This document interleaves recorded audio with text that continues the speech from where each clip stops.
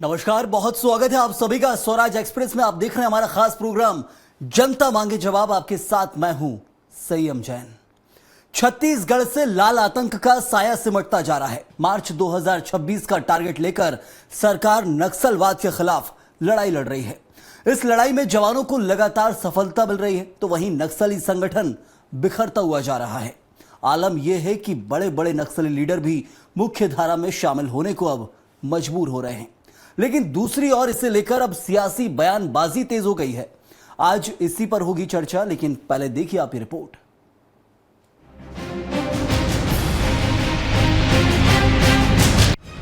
छत्तीसगढ़ में सुरक्षा बल के जवान नक्सलियों की मांद में घुसकर बड़े लीडरों को ढेर कर रहे हैं। लगातार हो रही कार्रवाई से घबराए नक्सल लीडर शांति वार्ता की गुहार लगा रहे हैं। नक्सली संगठन दो गुटों में बंटता नजर आ रहा है। दंतेवाड़ा में 71 नक्सलियों का आत्मसमर्पण इसी का सबूत है। मुख्यमंत्री विष्णुदेव साय का कहना है कि नक्सली सरकार की पुनर्वास नीति से प्रभावित होकर ही सरेंडर कर रहे हैं। लगातार ऑपरेशन चल रहे हैं, उसमें नक्सली न्यूट्रलाइज भी हो रहे हैं और हम लोगों ने आत्मसमर्पण का भी आह्वान किया था और अच्छी हम लोग पुनर्वास नीति दिए हैं। उससे भी आकर्षित होके लगातार नक्सली आत्मसमर्पित हो रहे हैं। नक्सली अभियानों में सरकार की सफलता को लेकर विपक्ष निशाना साध रहा है। कहीं नक्सल अभियानों की सफलता पर सवाल खड़े किए जा रहे हैं, तो कहीं आत्मसमर्पित नक्सलियों के आंकड़ों पर सवाल पूछे जा रहे हैं, तो कहीं सफलता का श्रेय पूर्ववर्ती कांग्रेस सरकार को दिया जा रहा है। ये तमाम वो चीजें, आदिवासी भाइयों की जमीन, जल जंगल जमीन को बेचने का काम, कांग्रेस पार्टी ने उन सब चीजों पर वहां के रहने वाले लोगों की मदद की है। स्वास्थ्य में, शिक्षा में, हेल्थ, स्वास्थ्य शिक्षा से लेकर रोजगार तक। उन 71 नक्सलियों का पूरा प्रोफाइल सरकार सार्वजनिक करे कि कब कब किन किन वारदातों में लोग शामिल थे, इनके ऊपर कितने इनाम थे। एक एक आदमी का 71 लोगों का प्रोफाइल सरकार को इसलिए सार्वजनिक करना चाहिए। बीजेपी का कहना है कि नक्सलवाद का उपयोग कांग्रेस राजनीति के लिए करती है। बीजेपी सरकार की योजनाओं के चलते ही नक्सली आत्मसमर्पण कर रहे हैं।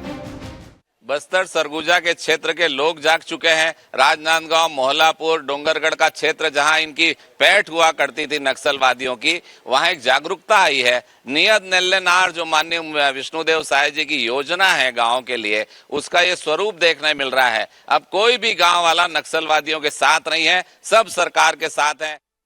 बहरहाल सरकार मार्च 2026 तक नक्सलवाद खत्म करने का दावा कर रही है। इस बीच होने वाली सियासी बयानबाजी के बीच जमीनी सच्चाई ये है कि अब लाल आतंक की पकड़ कमजोर पड़ रही है। बेहतर है कि सियासतदानों को भी इस सच्चाई को कबूल कर लेना चाहिए। स्वराज एक्सप्रेस के लिए रायपुर से दिलीप साहू की रिपोर्ट। तो सरेंडर पर सियासत, इस मुद्दे पर करेंगे चर्चा। और चर्चा के लिए हमारे साथ मौजूद हैं खास मेहमान डॉक्टर किरण बघेल, बीजेपी प्रवक्ता हैं। बहुत स्वागत है आपका। और साथ ही अभय नारायण राय, कांग्रेस के प्रवक्ता, आपका भी बहुत बहुत स्वागत है। के शर्मा वरिष्ठ पत्रकार हैं, विस्तार से समझाएंगे कि किसकी नीति में कितना दम था जो आज ये आत्मसमर्पण देखने को मिल रहा है। आपका भी बहुत बहुत स्वागत है के शर्मा जी।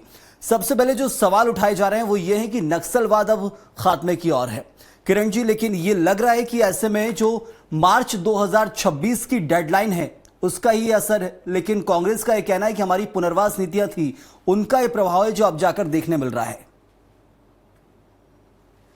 संयम जी, बस्तर की जनता और छत्तीसगढ़ की जनता, और मैं तो कहती हूँ भारत की भी जनता अच्छी तरह जानती है कि चुनाव के ठीक पहले हमारे राष्ट्रीय गृह मंत्री, उन्होंने आवाज इको हो रही भाई साहब, उसका कुछ बोलिए। आवाज यहाँ साफ आ रही है, धीरे धीरे सुधर जाएगा। मुझे बहुत इको हो रहा है।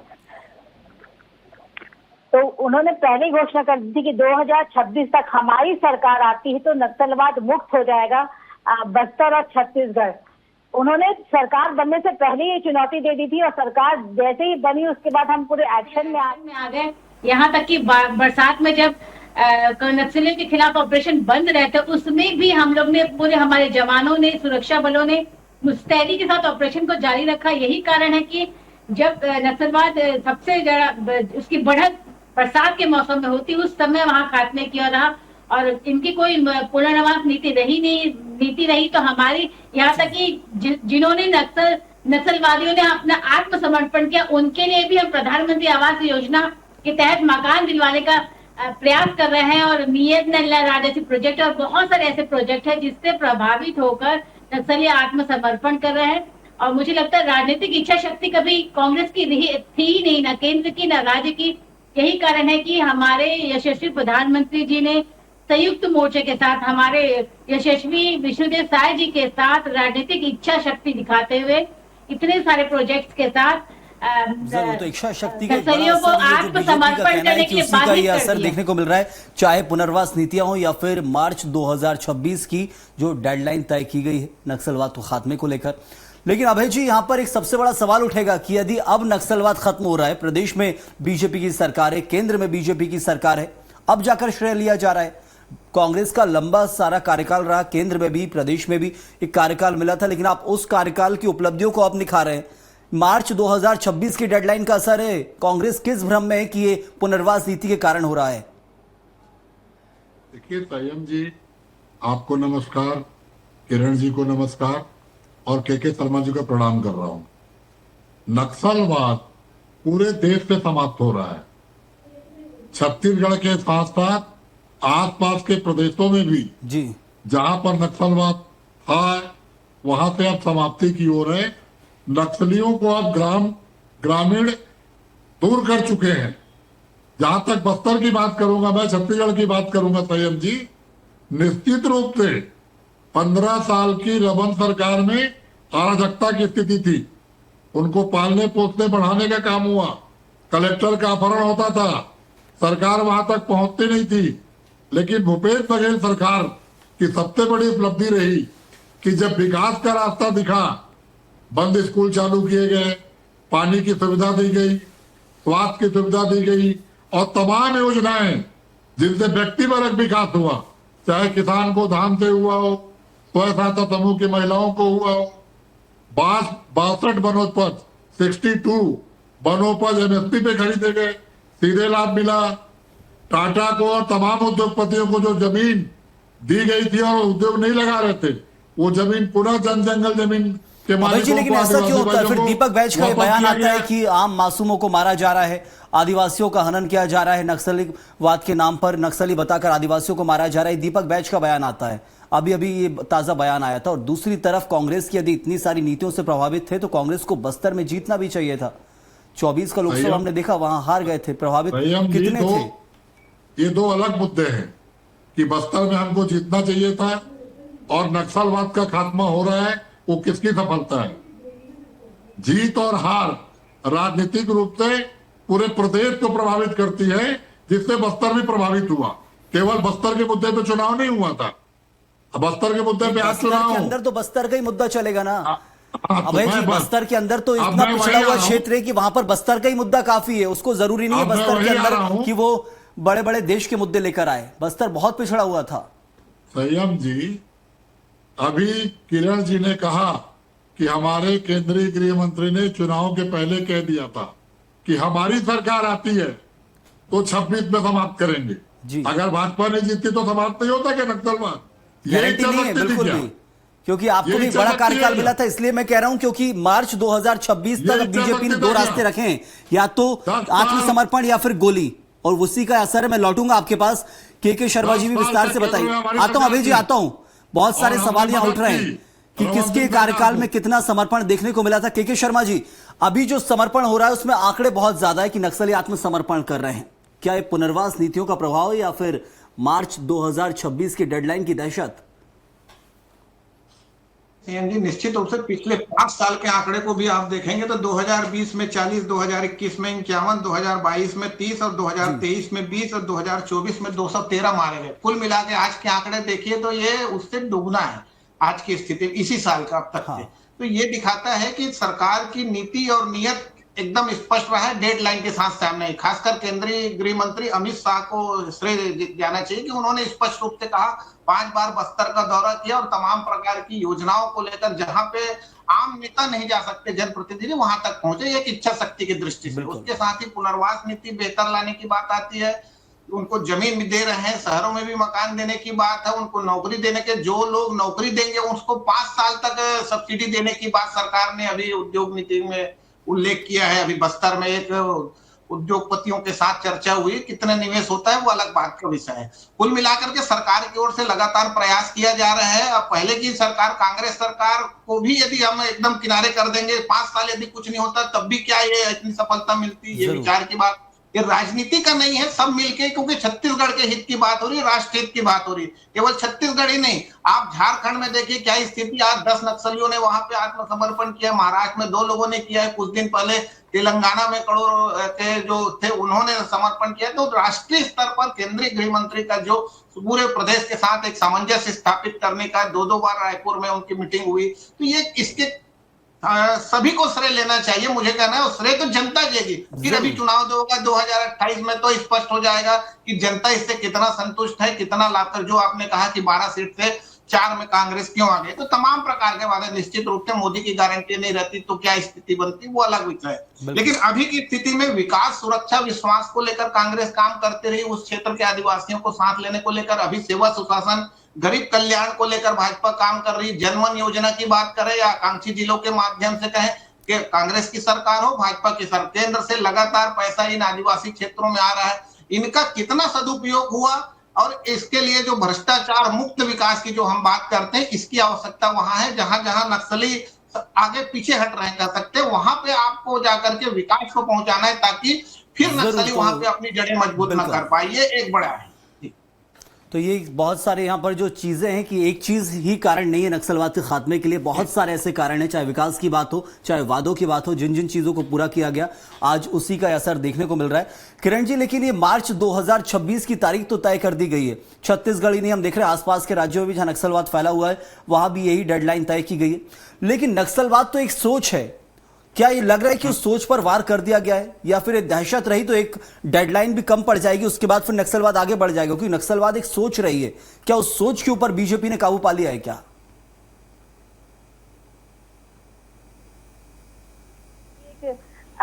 खौफ का नाम बनने लगा था। इस सोच के बजाय आम जनता में, पुलिस में एक खौफ, एक मुझे लगता है भय फैलाने का काम ज्यादा कर रहे थे। और कहीं ना कहीं इस खौफ की आड़ में बस्तर को अविकसित रखा गया है, बस्तर के लोगों के विकसित होने नहीं दिए गए।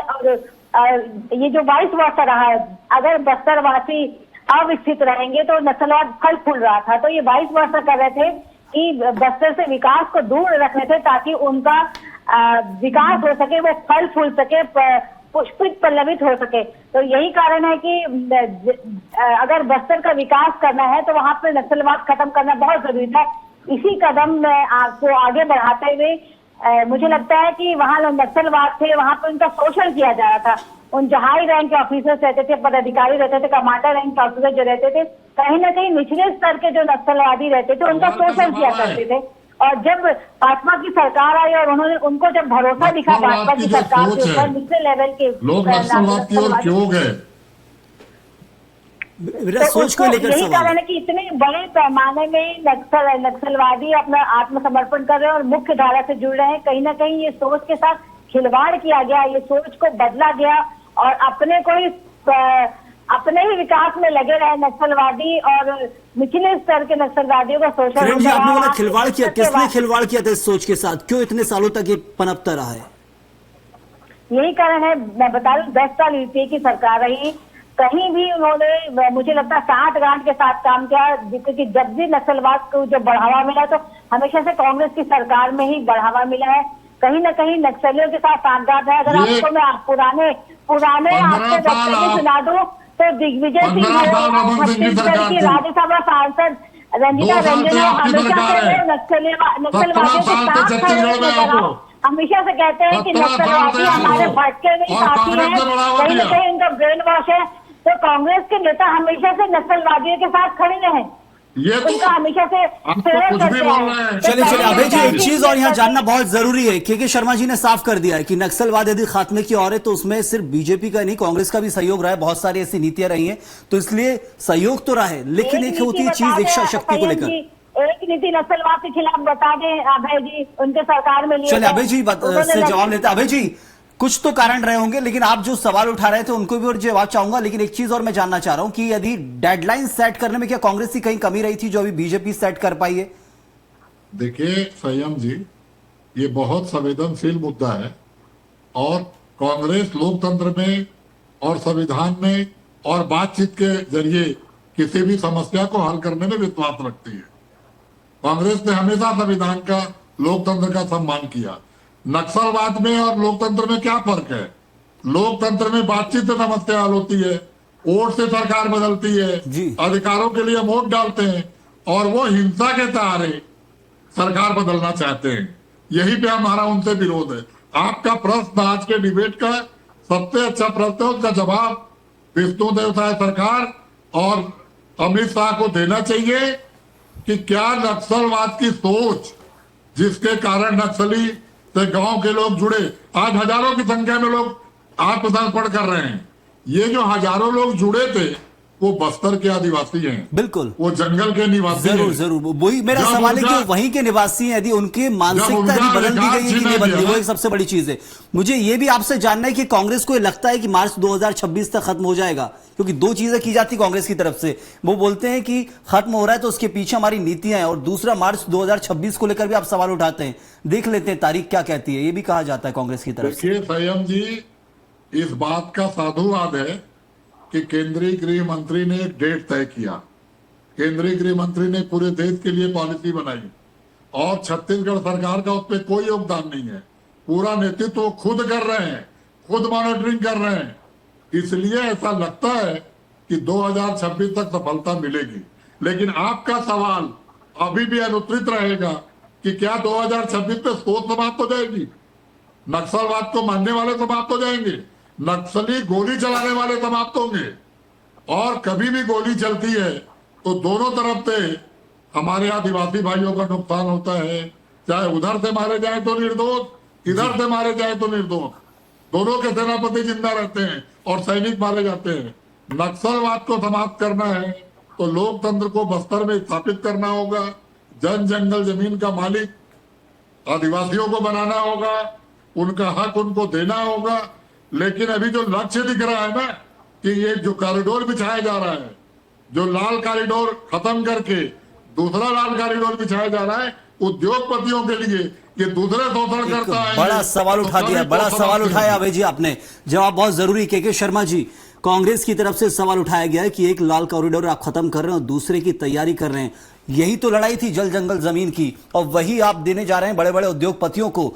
क्या गारंटी है कि नक्सलवाद मार्च 26 में खत्म हो गया तो मानसिकता भी खत्म हो जाएगी? आत्मसमर्पण करने वाले नक्सली जो हैं, क्या उनकी सोच को वाकई बदला जा सका है?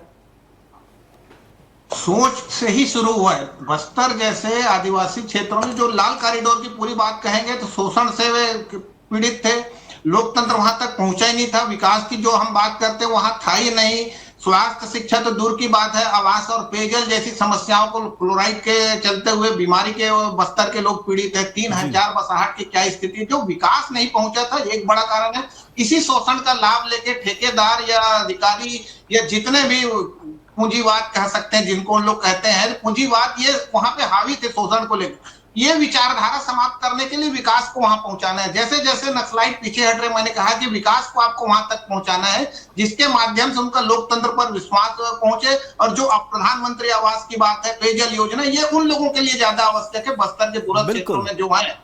और यहाँ जब विकास पहुंचेगी तो निश्चित रूप से जो शोषण का जो लाभ उठाया है नक्सलियों ने वो समाप्त है। और माओवाद की विचार, नक्सली के मैं कहने मतलब माओवादी एक विचारधारा है, कम्युनिस्ट विचारधारा की दृष्टि से मैं तो कहता हूँ आप अपनी विचारधारा को लेके शोषण के खिलाफ चुनाव लड़िए ना। किसने रोका है आपको? उस क्षेत्र के लोगों को लगता है कि यह नक्सलाइट जो है विचारधारा। के शर्मा जी लड़ते भी हैं लेकिन जीत नहीं पाते, उसी पार्टी से लड़ते भी हैं, जीत नहीं पाते कई बार। लेकिन बहुत सारे आरोप लगते हैं राजनीति में, इसको समर्थन दिए, इस नेता को समर्थन दिए, आरोप तो लगता है अप्रत्यक्ष रूप से कांग्रेस भाजपा। लेकिन आने वाले समय में यदि ये चुनाव में आते, मैं खुला तेलंगाना में मंत्री बनी है जो नक्सलाइट जो छोड़ के आगे बढ़ी है, पढ़ी लिखी, आज मंत्री है वहां पे।